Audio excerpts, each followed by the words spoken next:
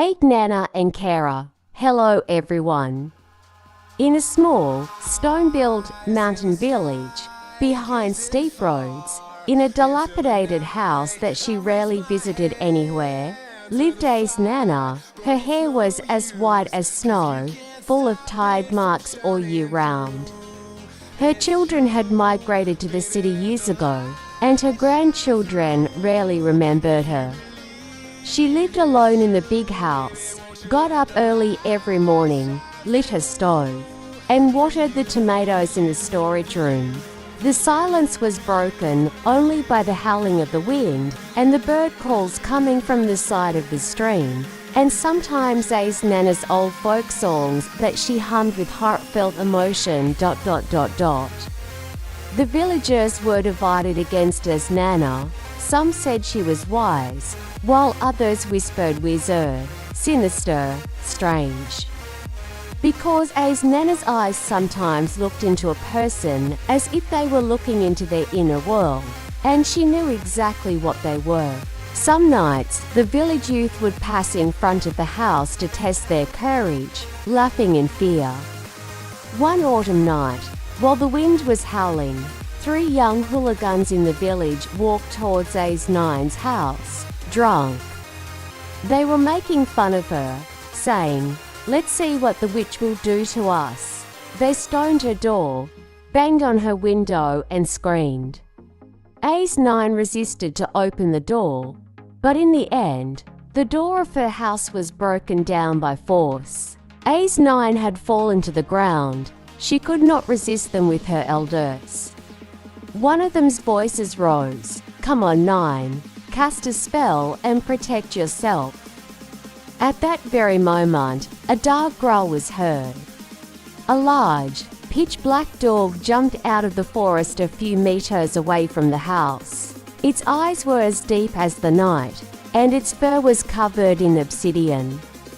The young people jumped fearlessly. One fell to the ground, the other ran away. All 3 of them scattered in panic and merged with the night. When the dog came back, he came to Grandma Ake. Their eyes met. From that moment on, Grandma Ake was no longer alone. Kara's story. A's granny named him Kara. Kara had come from the depths of the forest, but he was not a street dog. He was neither chained nor tamed by humans. He acted on instinct, hunted at night, but every morning he would come and wait in front of A's granny's house. A's granny would give him a bone, sometimes talking. "You didn't come here for nothing, Kara. It seems your destiny intersected with mine. One morning, A's granny couldn't get up. She had a fever. Kara turned her head anxiously. The next day, Kara disappeared from sight. Days passed. While A's granny was lying in bed with a fever, Kara returned to the village, but he wasn't alone. There was a man after him, a veterinarian with a bag on his back.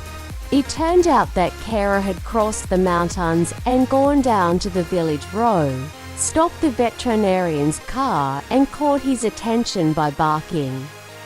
The man, surprised by Kara's insistence, followed him. The veterinarian examined A's granny and gave her medicine. Granny A's slowly recovered. From that day on, the villagers began to see Kara differently. "This dog is not normal," they said. He saved Grandma Ake.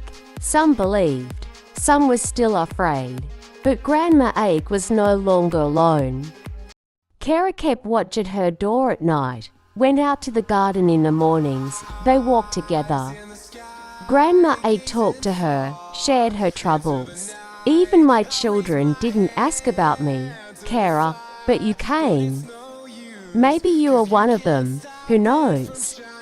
Some nights Grandma Ake would look up at the sky and say, "God sent me an angel, but he has 4 legs."